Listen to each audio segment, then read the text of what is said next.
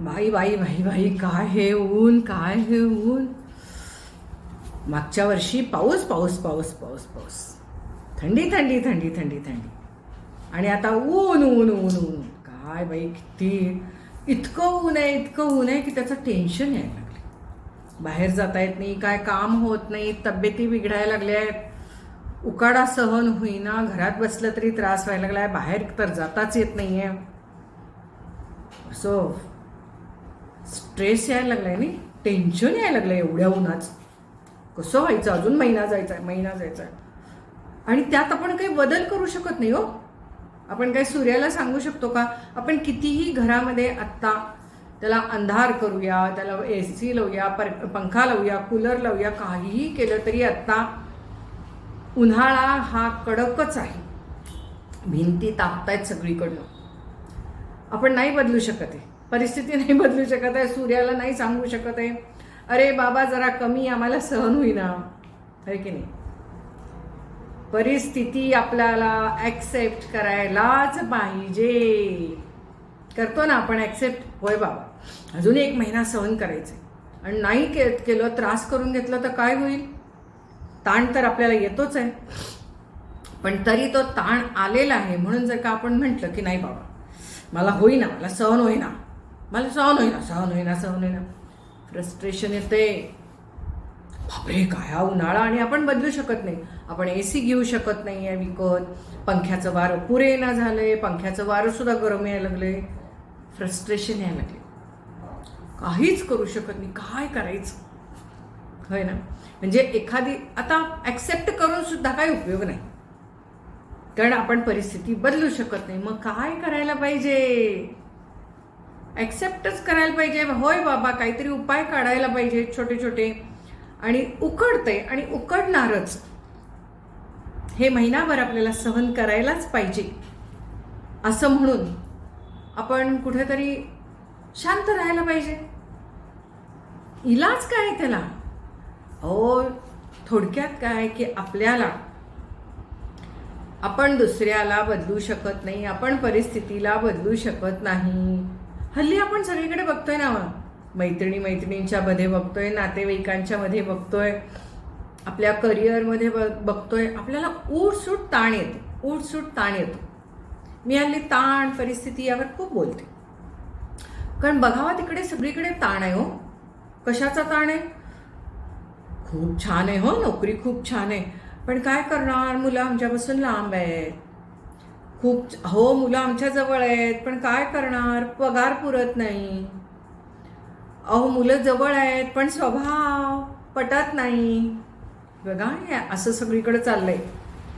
म्हणजे जर का तुम्हाला तुमच्या मनाप्रमाणे समजा नोकरी आहे, पगार आहे, गाडी आहे, सगळं आहे, म्हणजे पैशापासून तुम्ही एकदम मस्त आहे, तुमची 5 बोटं तुपात आहेत पैशापासून, कुठे ना कुठेतरी शरीर साथ देत नाही. डायबिटीस आहे, खाता येत नाही, पिता येत नाही, गुडघे दुखतात, हिंडता फिरता येत नाही, फिरायला जाता येत नाही, कारण की या गाडीत तेवढा वेळ बसवत नाही, मणकेचा त्रास आहे, चालवत नाही, पायऱ्या चढता उतरता येत नाहीत. म्हणजे बघा, म्हणजे तुम्ही पैशाकडनं सुखी आहात, पण तुम्हाला हेल्थ साथ देत नाही, तब्येत साथ देत नाही. काय करायचं? असं राग येतो सथार, अरे काय हे देवा, माझ्याच काय वाटायला आहे, सगळं छान आहे मागच आणि मी काय कोणाशी वाईट वागले नाही, मी काय केलं नाही, माझ्या काय वाटायला, माझी तब्येत का चांगली, असं का मला बघावं तेव्हा तब्येतीच्या तक्रारी आहेत. सगळं छान असून सुद्धा माणूस म्हणतो, आणि त्या ठिकाणी दुसरं कोणीतरी आपल्यापेक्षा पैशानी कमी असलेलं हिंडतंय फिरतंय, छान आहे सगळं, घरामध्ये पण सगळे व्यवस्थित आहेत, आपल्याकडे सगळं पैसा आहे, अडका आहे, परंतु घरामध्ये सासूसुनांचं भांडण आहे. घरामध्ये बघावं तेव्हा सगळेजण कोण ना कोणतरी रागवातच असतंय किंवा रोगी असतात. म्हणजे पैसा असून सुख नाही. तेच आपण बघतो की आपल्या शेजारी किंवा आपल्या कामवाल्या मावशी किंवा आणि कोणीतरी की ज्यांच्याकडे पैशाने खूप कमी आहे, 2 खोल्यामध्ये कसं बसं राहतात, पण छान त्या मावशी कामाला येतात, त्यांची सून त्यांना घरी गेल्यावर आयतं करून घालते. आई बसा, तुम्ही काही करू नका, मी करते म्हणते. कुठं गावाला जायचं असलं की त्या मावशी लगेच कुठेही जाण्यासाठी तयार असतात, कारण की त्यांना कुठलीही दुखणी नाही, डायबेटीस नाही, सांध्यांचं दुखणं नाही, काही नाही, काही नाही. एक जरा पित्ताचं फक्त आहे. म्हणजे पैसे कमी आहेत, पण तरी सुद्धा त्यांच्याकडे सगळं बाकीचं सगळं छान आहे. म्हणून ज्यांच्याकडे पैसे आहेत आणि त्यांना त्याचा उपभोग घेता येत नाहीये तब्येतीमुळं किंवा इतर कुठल्या गोष्टीमुळे, त्यांना काय होतं, ताण येतो. ते बघून जेलस, मत्सर फील होतो, ताण येतो आणि त्यात काही बदल करता येत नाही हो. त्यामुळे त्याचं वैफल्य म्हणजे फ्रस्ट्रेट होतं. आजकाल माणूस फ्रस्ट्रेट व्हायला लागले. सगळी माणसं बघावं तिकडे औदासीन्य, असं उत्साही आनंदी असे फार कमी जण आहेत. पैसा असला तरी आनंद नाही, पैसा नसला तरी आनंद नाही, अशी सगळ्यांच्याकडे गोष्ट आहे. ज्यांच्याकडे पैसा नाही त्यांना असं वाटतं, बाई आमच्या घरात काय उकडतो, पत्रा आहे. तुमच्याकडे की नाही कामाला आलं की मस्त वाटतं, गार वाटतं. तुमच्याकडे ना ऊन कुठून येतच नाही, त्यामुळे घर गार आहे तुमचं, पंखा लावला तरी मस्त वाटतं. त्या मावशी तुम्हाला असं म्हणत असतं. म्हणजे बघा, सगळ्यांना कुठल्या ना कुठल्या गोष्टीचा ताण आहेच. मुलांना नोकरी आहे, चांगलं आहे, पण मित्राला जास्त 1,00,000-2,00,000 पगार आहे. मित्राला 1,00,000-2,00,000 पगार आहे महिन्याला, आणि ह्याला कमी आहे, ह्याला 75,000च आहे हो. काय करणार, 1,00,000 आहे हो. बघा, लगेच त्याला त्याचा ताण येतो. इन्क्रिमेंट मिळालं, सगळं झालं, तरी सुद्धा त्याला वाटतं नाही, माझ्या मित्राला जास्त पगार मिळाला, माझ्या मित्राला जास्त पैसे मिळाले, करिअरमध्ये त्याची जास्त चांगली प्रगती आहे, आणि एवढं सगळं छान आहे, पण तरी असं वाटतं तो फॉरेनमध्ये आहे, त्याचं जास्त कौतुक होतं. म्हणजे बघा, आपल्याकडे जे आहे त्याच्याबद्दल समाधानच नाही, दुसऱ्याचं बघून वाईट वाटतं, त्याचा ताण येतो, कळत नकळत मत्सर. मग काय होतं, हळूहळू राग यायला लागतो स्वतःचाच. अरे, हे माझ्या बाबतीत का असं व्हायला लागलं, हे माझ्याच बाबतीत का असं व्हायला लागलं, असं वाटायला लागतं, माहिती आहे का. आणि मग त्यामुळे पुन्हा फ्रस्ट्रेशन येते. म्हणजे जे काय आहे आपल्याजवळ त्याच्याबद्दल परत सुख नाही. प्रत्येकाच्या बाबतीत असं व्हायला लागलंय. लहान मुलांच्या बाबतीत, तुला किती टक्के मार्क आहे, 95%. मग त्या शेजारच्याला 98 आहेत की, 98%. तुला का 3% कमी पडले. अरे 95% काय कमी आहे का. पण झालं, तिथं आला, लगेच राग आला, कमी पडल्याचा अपमान वाटला. म्हणजे 95% पडलेले आहेत, भरपूर आहेत, याबद्दल सुख नाही, आनंद नाही, समाधान नाही. लगेच त्या ठिकाणी ताण आला, आता ह्याला कशी ॲडमिशन मिळायची, काय व्हायचं, आणि लगेच फ्रस्ट्रेशन येते. तेच एखादा 40% वाला मस्तपैकी येऊन पेढे घेऊन येतो, आणि आपल्याच एक कोणतरी, आणि किती पडले, हे मस्त झालं, पास झाला. किती पडले वाटतं 40%, पण पास झाला. किती आनंद तो. सगळ्या मनाच्या गोष्टी आहेत बघा. सासूसून तिथं प्रॉब्लेम्स आहेत, रिलेशनचा प्रॉब्लेम आहे, त्यांचं पटत नाही, काय नाही. कारण की सासू जशी आहे तशी सुनेनं ॲक्सेप्ट करायला पाहिजे ना. नाही, सुनेला काय वाटतं, माझ्या मनाप्रमाणे तिनं वागावं, माझी मुलं सांभाळावीत. सासूला वाटतं नाही, सुनेनं माझ्या मनाप्रमाणे वागावं. नवऱ्याला असं वाटतं बायकोनी माझ्या मनाप्रमाणे वागावं. बायकोला असं वाटतं नाही, नवऱ्याने मला वेळ द्यावा, माझ्या मनाप्रमाणे वागावं. आणि जर आपल्या मनाप्रमाणे कोणी वागलं नाही, आपल्या मनाप्रमाणे झालं नाही की झालं, आलाच आपल्याला स्ट्रेस आलाच, ताण आलाच, दुःख झालं, लगेच दुःख होतं, आणि मग फ्रस्ट्रेशन, काय बाई माझ्याच नशिबी आले. प्रत्येक ठिकाणी हे दिसायला लागले, प्रत्येक घराघरात. हेल्थ, वेल्थ आणि रिलेशनशिप. आरोग्य तरी असतंय, पैशाच्या बाबतीत तरी हा स्ट्रेस असतोय, आरोग्याच्या बाबतीत तरी असतोय, नाही तर नात्यात तरी असतं. मग ते नातं कुठलंही असू दे, जावाजावांचं असू दे, नवरा बायकोचं असू दे, सासू सुनेचं असेल ते, शेजार पाजारचं असू दे, आई मुलगा असू दे, बाप मुलगा असू दे, काहीही काहीही असू दे, नात्यांमध्ये आपल्या मनासारखं झालं नाही की आलाच ताण. का होईल आपल्या मनासारखं? समोरची व्यक्ती त्या व्यक्तीच्या मनाप्रमाणे वागणार, कारण त्या व्यक्तीला ते बरोबर वाटत असतं, पण आपल्याला ते बरोबर वाटत नसतं ना. आपल्या मनासारखं होत नाही. आपल्याला जे योग्य वाटतं ते समोरच्या व्यक्तीला योग्य वाटत नाही. कदाचित ते चूक असेलही, पण त्या व्यक्तीला ते बरोबर वाटतंय ना. मग ती व्यक्ती आपल्या मनाप्रमाणे का वागेल? म्हणजे आपण बाहेरची परिस्थितीवर कंट्रोल ठेवायला बघतो. आपला माझ्या मनासारखं झालं पाहिजे सगळं. परिस्थिती म्हणजे माझ्या मनाप्रमाणे पगार मिळाला पाहिजे, माझ्या मनाप्रमाणे नोकरी असली पाहिजे, माझ्या मनाप्रमाणे शेजाऱ्यांनी वागलं पाहिजे, माझ्या मनाप्रमाणे घरच्यांनी वागलं पाहिजे. म्हणजे आपण त्या सगळ्यांच्यावर कंट्रोल ठेवायला बघतो. आणि तो कंट्रोल ठेवायला जमला नाही, आपल्या हातला कंट्रोल सुटला, आपल्या मनाविरुद्ध झाला याचा अर्थ कंट्रोल सुटला की लगेच आपल्याला अपमान होतो, इगो आपला हर्ट होतो आणि आपल्याला त्रास होतो, त्याचा ताण येतो आणि फ्रस्ट्रेशन येतो. म्हणजे जे आहे त्याच्यात सुद्धा सुख वाटत नाही. प्रत्येक बाबतीत आहे असं. तुम्हाला सांगते, देवानं आपल्याला जे काय सुंदर सुंदर सगळं दिलेलं आहे, सगळं दिलेलं आहे.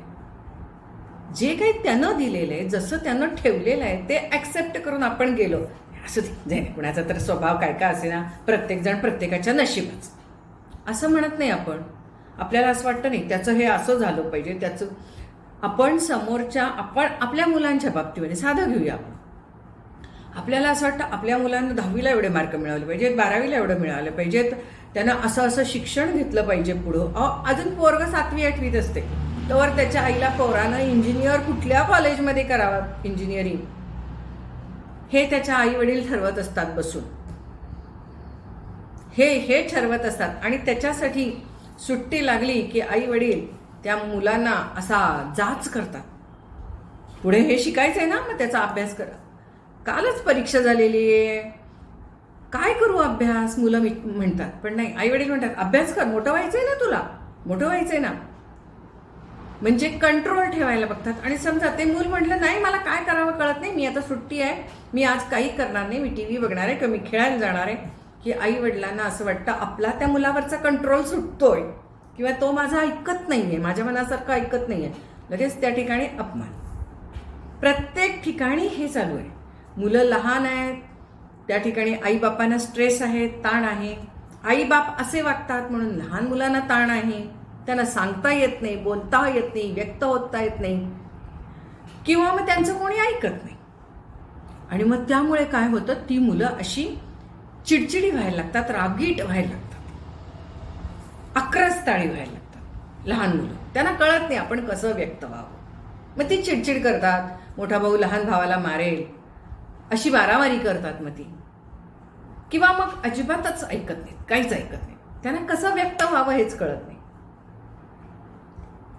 म्हणजे प्रत्येक गोष्टीमध्ये, प्रत्येक ठिकाणी आपण प्रत्येक व्यक्ती दुसऱ्या व्यक्तीवरती कंट्रोल ठेवायला बघतो. आणि तो कंट्रोल सुटला, तो ठेवता आला नाही की राग येतो, ताण येतो. असंच आहे की नाही. आता समजा एखाद्या नोकरीच्या ठिकाणी आहे, छानपैकी इन्क्रीमेंट मिळालेली आहे, तरी सुद्धा मला माझ्या मनाप्रमाणे इन्क्रीमेंट मिळालं नाहीये, माझ्या मनाप्रमाणे प्रगती नाहीये. दुसऱ्याला कुणाला तरी बाहेर जायची संधी मिळाली, परदेशी, मला मिळाली नाही. पण मला इथल्या इथंच पैसे मिळालेले आहेत जास्त वाढवून, त्यामध्ये मी खुश नाही. म्हणजे समोरची व्यक्ती माझ्या मनाप्रमाणे वागली नाही, म्हणजे माझा त्याच्यावरचा कंट्रोल नाही सुटला. प्रत्येक जण असंच वागायला बघते, प्रत्येक जण. आणि नाही ही बाहेरची परिस्थिती, नाती, करिअर, स्पर्धा, कुठेही आपण आपला कंट्रोल ठेवू शकत नाही. दुसऱ्या व्यक्तींना आपण बदलू शकत नाही, दुसऱ्या व्यक्तीचे स्वभाव आपण बदलू शकत नाही, कारण त्या व्यक्तीला त्या ठिकाणी ती व्यक्ती बरोबर वाटत असते. म्हणजे आपण परिस्थिती बदलू शकत नाही, ना नात्यात, ना करिअरमध्ये, ना समाजात, ना आजूबाजूला. कुठेच आपण परिस्थिती बदलू शकत नाही. मग काय करायला पाहिजे यातनं, कसं त्या मार्ग कसा काढायचा. स्ट्रेस तर येतो सारखा, स्ट्रेस आला की त्याचा शरीरावरही परिणाम होतो, फ्रस्ट्रेशन येतं, मनावर परिणाम होतो, मानसिक आजार चालू होतात. मग काय करायचं तरी काय. यासाठी कुठेतरी पहिल्यापासून आहे त्याच्यामध्ये समाधानी राहायला शिकलं पाहिजे. माणूस समाधानी राहत नाही, त्याच्या अपेक्षा वाढत असतात. प्रत्येक गोष्टीत, नात्यामध्ये अपेक्षा वाढते, पैशामध्ये अपेक्षा वाढते, आरोग्याच्या बाबतीमध्ये सुद्धा. दुसरं कोणीतरी खूप छान आहे असं बघून आपल्याला वाटतं नाही अजून मी जरा जास्त वॉकिंग करायला पाहिजे, म्हणजे मला त्याच्यासारखं असं बारीक होता येईल. तिथे सुद्धा आपल्याला मत्सर, जेलस, स्पर्धा या सगळ्या गोष्टी आहेत आणि त्यामुळे स्ट्रेस येतो, फ्रस्ट्रेशन होतं. मग जे काय आहे आपल्याला त्याच्यात आपण पॉझिटिव्ह बघायला पाहिजे ना. नाही हे माझं छान आहे, ते माझं छान आहे, हा किती मस्त आहे ना सगळं, किती छान आहे, हे आपण म्हटलं पाहिजे ना. म्हणजे आहे त्याच्यात आनंद नुसतंच समाधान नाही, आनंद मानायला शिकलं पाहिजे, सुख मानायला शिकलं पाहिजे. अहो त्या देवानं आपल्याला हे सर्व जे काही दिलेलं आहे ते सुखी राहण्यासाठी दिलेलं आहे. आनंद जे काय आहे ते ॲक्सेप्ट करून आनंदी आणि समाधानी राहण्यासाठी दिलेलं आहे. तुमच्या मनाप्रमाणे का होईल हो सगळं, कुठंच होणार नाही तुमच्या मनाप्रमाणे. आणि तुम्ही मनाप्रमाणे होत नाही म्हणून फक्त दुःखी व्हायलाच या जगात आलाय का. देवानं अनुभव घ्यायला पाठवलंय वरनं. जा जी ले तेरी जिंदगी सिमरन, ते पिक्चरमध्ये माहितीये की नाही. तुझं लग्न नंतर होणार आहे, माझ्या मनाप्रमाणे माझ्या आवडीच्या मुलाबरोबर होणार आहे, जा तेवढा 1 महिनाभर फिरून ये. सिमरनला म्हणतो की नाही तिचा बाबा, जा जी ले तेरी जिंदगी सिमरन. तसं आपल्याला देवानं मनुष्य जन्मात घालून जा जी ले तेरी जिंदगी सिमरन असं म्हणून पाठवलेलं आहे. मग ती जी काय आपल्याला तेवढा काळ जो आपल्याला मिळालेला आहे ती जिंदगी आपण जगलं पाहिजे ना, आनंदाने जगलं पाहिजे. काय रडायचं जगण्यासाठी तुम्ही ही पाठवलं काय तुम्हाला खाली. तर आपण ही त्या सिमरनसारखी आनंदाने जिंदगी जगली पाहिजे. कारण पुढं माहित नाही आपल्याला काय होणार आहे, पण पुढचा तो सगळा भाग वेगळाच आहे आपला नंतरचा. पण आत्ता मात्र जा जी ले जिंदगी तेरी सिमरन असं म्हणून आपण ह्या जिंदगीमध्ये आलेलो आहोत. तर आपण मस्त ही जिंदगी जगायला शिकलं पाहिजे. तेवढाच काळ आपल्याजवळ आहे. आपल्याला वाटतं माझ्याजवळ खूप काळ आहे, माझ्याजवळ खूप काळ आहे. जसं काय आपण अमरपट्टा घालून आल्यासारखं आपण वागत असतो जगामध्ये, सगळ्यांना कंट्रोल करत, सगळ्यांवर अस्वस्थ होत, रागवत, चिडत, सारखा आपला इगो हर्ट करून घेत, सारखा आपला अपमानिक होत असतो. आपल्या अहंकाराला दुखवून त्या मत्सरामध्ये जळून आपण जगणं जगत असतो. बदला बदला. काय करायला पाहिजे, ज्या जीले जिंदगी तेरी सिमरन सारखं जगलं पाहिजे. मस्त. काही येऊ दे समोर, कसंही असू दे, आपण परिस्थिती बदलू शकणार नाही. कुठलीच कुणाचंच काही बदलू शकत नाही. आपण आहे तेच तसंच आपण राहिलं पाहिजे. ना कुणाचे स्वभाव बदलू शकत, ना परिस्थिती बदलू शकत, ना आपल्या तब्येतीच्या प्रॉब्लेम्स बदलू शकत. काळजी घेऊ शकतो पण तरी सुद्धा बरं झालं तर ठीक आहे, नाही तर जेव्हा बरं होईल तेव्हा मला बरं वाटेल ही कुठली परिस्थिती. मग आता मधला काळ तुम्ही तसाच घालणार आहे. तर साधे शुगरचे पेशंट बघा, डायबिटीसचे किती आजारी असतात बघावं, तेव्हा त्यांना ते रोजच्या दिवसाला गोळ्या घ्यायचे असतात. कसं जगतात ते, मस्त खाऊन पिऊन. एखाद्या कार्यक्रमात गेलं तर एवढा लाडू बिडू खातात, तेव्हा ते गोळी घ्यायचे म्हणतात. तसं जगलं पाहिजे. भाई मला शुगर आहे, भाई मला शुगर आहे, मी केळं खाऊ का नको, मी गोळी खाऊ का नको, मी एवढंसं पिऊ का नको, मी एवढंसं कलिंगड खाऊ का नको, मी एवढासा उसाचा रस पिऊ का नको. बाई बाई बाई बाई, मॅडम तुम्ही साखरच का खाता, मॅडम तुम्ही गुळच का खाता, मॅडम तुम्ही गोळ्याच का खाता, मॅडम तुम्ही भातच का खाता. का कशाला एवढा त्रास करून घ्यायचा. जा जीले जिंदगी तेरी सिमरन असं म्हणायचं आणि जगायचं. शुगरवाले, डायबिटीसवाले पेशंट बघा, त्यांचा आदर्श घ्या. स्वतःची काळजी पण घेतात, मस्त जगतात ते. कारण त्यांना माहिती आहे आपण जास्त चुकीचं वागून चालणार नाही, पण योग्य पद्धतीने आपण पथ्य करून जर का जगलो, किंवा आपल्या राहणीमान, झोप, हिंडणं फिरणं, वॉकिंग, एक्झरसाइज, ध्यान, धारणा या सगळ्या गोष्टी करून आपला जर का आपण शुगर कंट्रोलमध्ये ठेवली तर आपण मस्त जगू शकतो हे त्यांना माहीत असतं. ते ट्रेंड झालेले असतात स्वतः त्याच्यामध्ये. तसं आहे ते. आपणही असंच सगळ्या गोष्टी ॲक्सेप्ट करून त्यात समाधानी राहून जगायला शिकलं पाहिजे. मी म्हणते ना तुम्हाला, स्ट्रेस फ्रस्ट्रेशन काही येणार नाही, काही होणार नाही, ताणबिण तुम्हाला काही येणार नाही. अरे ताण आला तरी येऊ दे, ताण आला की तो ताण जाणारच आहे. थोडक्यात जा जी ले जिंदगी तेरी सिमरन असं म्हणायचं आणि कितीही आपल्या मनाविरुद्ध गोष्टी घडू दे, आपल्याला त्रास देणाऱ्या गोष्टी घडू दे, ॲक्सेप्ट करायचं. दिवस आलाय तशी रात्र येणार, रात्र आली आहे तशी दिवस येणार आहे असं समजायचं आणि पुढे जायचं. ॲक्सेप्ट. आणि कसं ॲक्सेप्ट करायचं? रडत नाही, आनंदाने समाधानाने मस्त, है ना.